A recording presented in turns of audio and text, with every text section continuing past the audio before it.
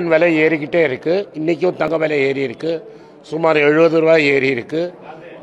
22 carat gold ஆபரண தங்கம் வந்து 9015 ஆயிருக்கு. 24 கேரட் கோல்டு வந்து 9834 ரூபாய் ஆயிடுச்சு. 3% ஜிஎஸ்டி, அதை தவிர ஸ்டாம்பிங் சார்ஜ் போட்டிங்கன்னா 24 கேரட் கோல்டு 10,000 தாண்டிடுச்சு. இது வந்து ரொம்ப சீப்பாக வாங்கினா கூட காயின் வாங்கினோன்னா 9500 ரூபா கிராமாக இருக்கும். முக்கால்வாசி நகை வந்து 10,000 தாண்டி இருக்கும். இது வந்து ஏறத்துக்கு வாய்ப்பு பிரகாசமாக இருக்குது. அபரிமிதமான ரீசன்லாம் ஒன்றும் கிடையாது. பல நாளாக நான் சொல்லிகிட்டு இருக்கிறேன், உங்கள்கிட்ட 3-4 வருஷமாக சொல்லிகிட்டு இருக்கிறேன் தங்கம் விலை ஏறும்னு.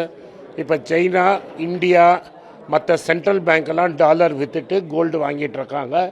சைனா, ரஷ்யா கோல்டு வாங்குற வரைக்கும் கோல்டின் விலை ஏறிட்டே தான் இருக்கும்.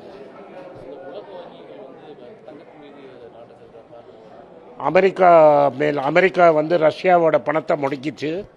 அந்திலேருந்து டாலரை விட்டுட்டு கோல்டை வாங்குறதுல இன்ட்ரெஸ்ட் காட்டியிருக்காங்க. ரெகுலராக கோல்டு வாங்குறாங்க. ரஷ்யாவுக்கும் யுக்ரைனுக்கும் போர் நடந்த உடனே ரஷ்யாவோட டாலரை அமெரிக்கா முடக்கினதுனால இந்த சென்ட்ரல் பேங்க்கெல்லாம் பயந்துட்டாங்க. அதெல்லாம் ப்ரெடிக்ட் பண்ணுறது ரொம்ப கஷ்டம் சார். கோல்ட்மேன் சாக்ஸ் என்ன சொல்கிறேன், நான் ப்ரெடிக்ட் பண்ணதோட தான் மேலே போயிடுச்சு. நான் வந்து 8500 தாண்டுன்னு நினச்சேன், அது 10,000 தாண்டி போயிடுச்சு. இப்போ வந்து கோல்ட்மேன் சாக்ஸ் என்ன சொல்கிறாங்கன்னா, ஒரு அவுன்ஸ் அதாவது 30 கிராம் தங்கம் வந்து $3200 தொடுங்கிறாங்க. இந்த டென்ஷன் சைனாக்கும் அமெரிக்காவுக்கும் வர்த்தக போர் நடந்தால் $4000 வரைக்கும் போகும்னு சொல்கிறாங்க.